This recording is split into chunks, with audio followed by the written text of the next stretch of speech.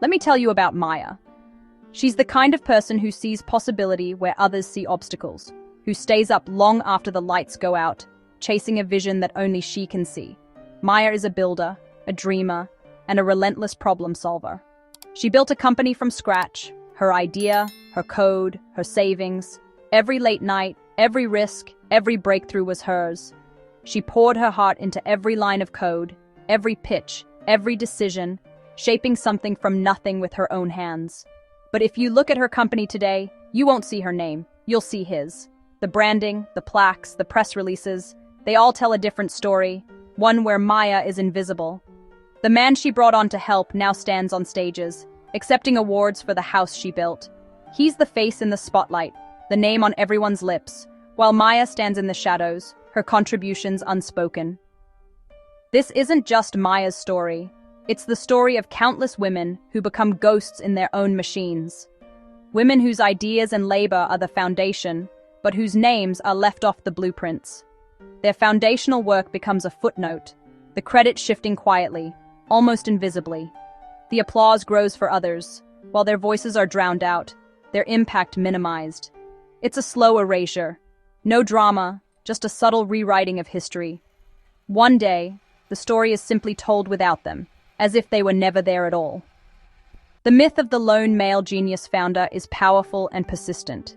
It's a narrative that's easy to sell, easy to believe, and it leaves little room for the truth of collaboration and shared vision. When a man joins, society's default settings kick in. Leadership questions go to him. The media finds him a more comfortable protagonist. The world is quick to hand him the microphone, the credit, the story. He might not even mean harm. He's just stepping into a role the world hands him, a role never offered to the woman who created it all. The system is built to favor him, to overlook her, and so the cycle repeats. So Maya became a supporting character in her own story, her name fading from the credits. Her legacy is quietly rewritten, her presence reduced to a whisper. This is for Maya and every woman whose contributions shrink in the telling. For every founder, coder, leader, and innovator whose story is cut short or told in someone else's voice. Your work deserves to be seen. Your name deserves to be known. You are not a ghost. You are the architect, the visionary, the heart of the story. Your story deserves to be told, with you as the hero. Let's make sure the world remembers who built the machine. Every great startup begins with a problem. For Maya, it was the chaos of freelancing. Endless invoices, late payments, clunky tools. She wasn't alone. Every freelancer she knew faced the same pain. Existing solutions were built for big teams, not solo creators. Maya saw a gap, a single beautiful platform for freelancers to manage everything.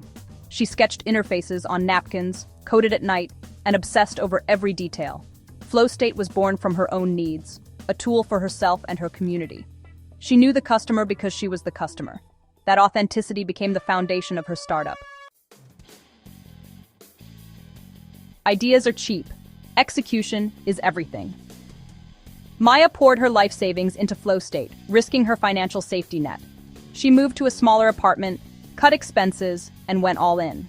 For 6 months, she was CEO, CTO, and head of product, coding, designing, testing. She recruited beta testers, listened to feedback, and improved relentlessly. The launch was modest, but the response was overwhelming. Over 100 paying customers in the first month. These weren't favors. They were proof of real value. Maya had built something from nothing, funded by her own sacrifice. She was a founder in every sense. She had done it. With growth came new challenges, support emails, the need for capital, and a world Maya didn't know. She needed help, so she brought in Alex, a charismatic business developer. He saw FlowState's potential and offered to help with pitches and investor introductions. It felt like the perfect partnership. Her product, his business skills. They sealed the deal with a handshake. No contracts, no titles, just trust. Alex dove in, refining the pitch, networking, and learning to tell FlowState's story.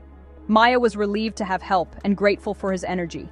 The lack of a formal agreement felt like trust, not a red flag. They worked side by side, dividing labor naturally. But without documentation, the story of who built what was left open. In those early days, it worked. But the foundation was shaky. She thought they were partners. She didn't realize how easily history could be rewritten. The informal handshake would come to haunt her.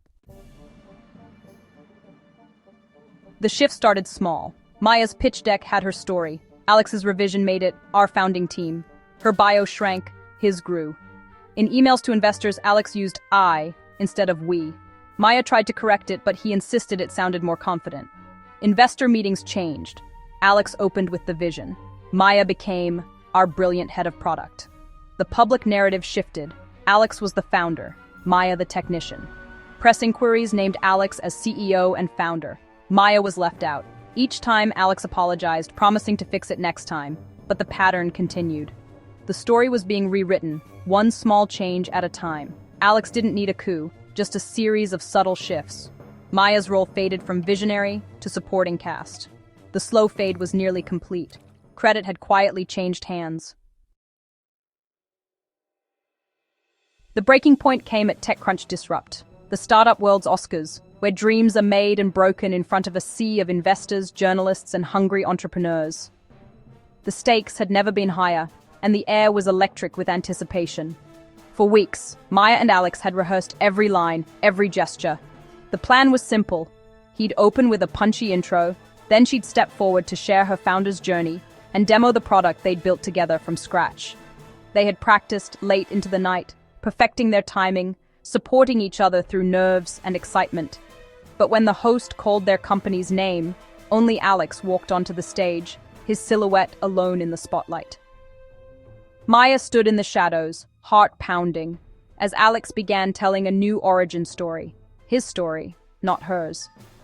The narrative she'd lived and breathed was suddenly rewritten, right before her eyes.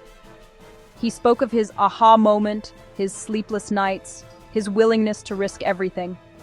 The audience hung on his every word, unaware of the truth. Alex demoed the product himself, never once mentioning Maya's name or her crucial role in their journey. The applause grew louder, drowning out her silence. She stood frozen, watching her story erased in front of thousands, her dreams slipping away with every word he spoke. The crowd erupted, celebrating the heroic solo founder, oblivious to the betrayal unfolding just out of sight. Backstage, Alex shrugged it off, claiming it was a last-minute change. Just one speaker allowed, he said, as if it were out of his hands. But Maya saw through the excuse. In that moment, Maya knew this was the final step in her erasure. The partnership they'd built was gone, replaced by a single narrative that left her out entirely. Alex hadn't just taken the stage, he'd taken her story, her voice, and her place in the company's history. The betrayal was public, complete, and devastating. Maya's contributions were invisible, her presence erased in a single afternoon. The company she had poured her soul into was now his in the eyes of the world.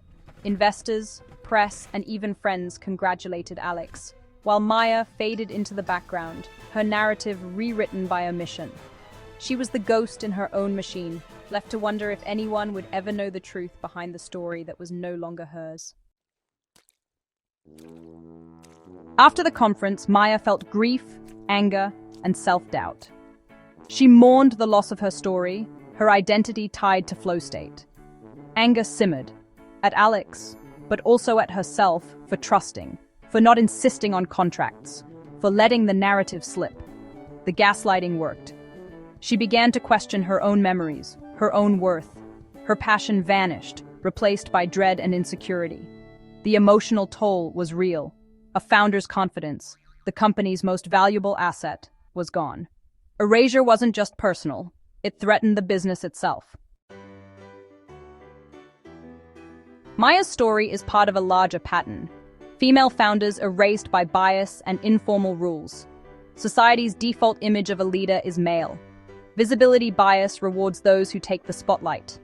Men are socialized to self-promote, women to share credit. Without formal agreements, the narrative is up for grabs. Credit is assigned in conversations, emails, introductions. Each small slight seems petty to confront, but together, they build a new reality. The person who controls the story controls the credit, and women like Maya are written out one subtle shift at a time. How do we fight back? With a new playbook, one that puts you, the founder, at the center of your own story. First, document everything. Don't rely on handshakes or vague promises.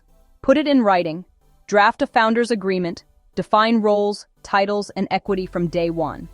Make sure every contribution is recorded, every decision is clear, and every milestone is tracked.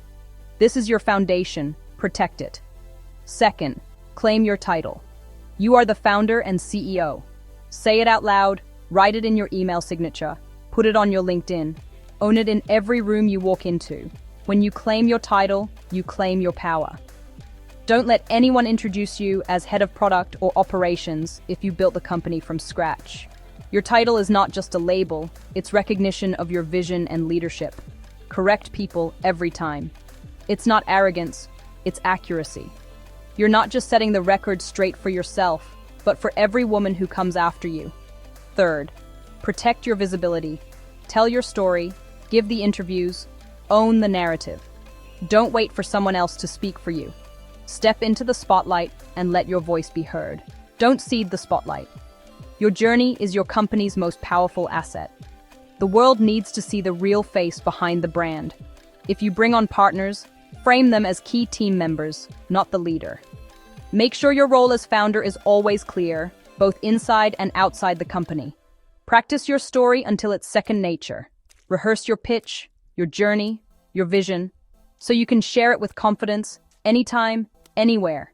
Finally, know you're not alone. Find your circle, share your stories, validate each other. Build a network of women who lift each other up, who celebrate your wins and support you through setbacks. When you feel your contribution shrinking, trust your gut. If something feels off, it probably is. Don't ignore those instincts. Act on them. The world needs your vision and leadership. Your perspective is unique, and your ideas matter more than you know. Build your company, document your work, claim your title, and shine. Let them see you. Let them know you're here to stay. We are all watching, and we are cheering you on.